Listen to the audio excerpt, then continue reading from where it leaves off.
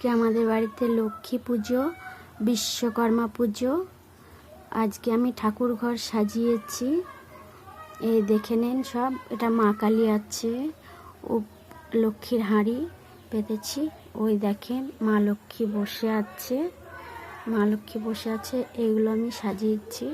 আমার হাজব্যান্ড এখন বাড়িতে আছে, এখন বগর বগর বগর বগর করবে। ওর তো হচ্ছে বগর বগর করাই কাজ।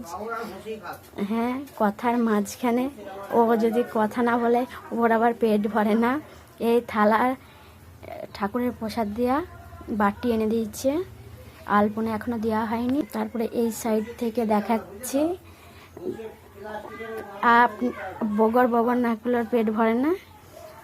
আর এই সব জিনিস এনেছে ঠাকুরের পুজোর জন্য।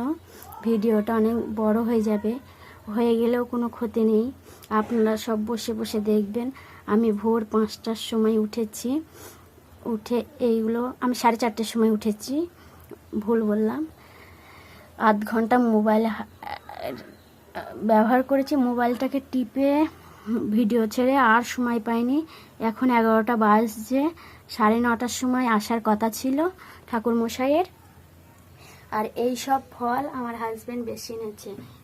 কলা 3-4টে আছে, লাল ফল আছে, খেজুর, আপেল, শসা, নেশপাতি, বেদানা, এগুলো বেশি এনেছে।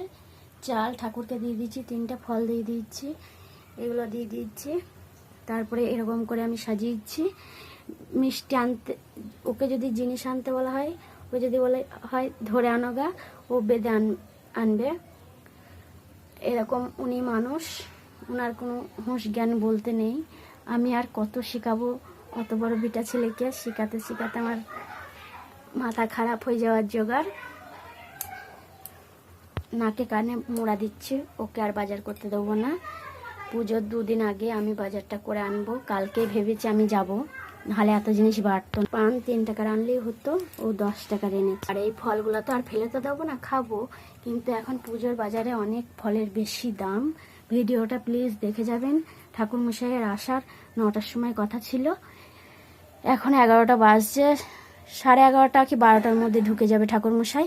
এবার ফোনটা রেখে আমি একবার ফোন করার জন্য বলবো। ভিডিওটা কেমন লাগলো সেটা বলবেন। আর এই দেখেন ছোলা মটর ভেজানো, তাও খেজুর দিইনি। আর চাকুটা খুঁজে পাচ্ছি না। ভিডিও দেখে যাবেন, বড় হয়ে যাচ্ছে ভিডিওটা। টাটা। মা লক্ষ্মীর হাঁড়িটা কেমন সাজানো হয়েছে, প্রদীপ।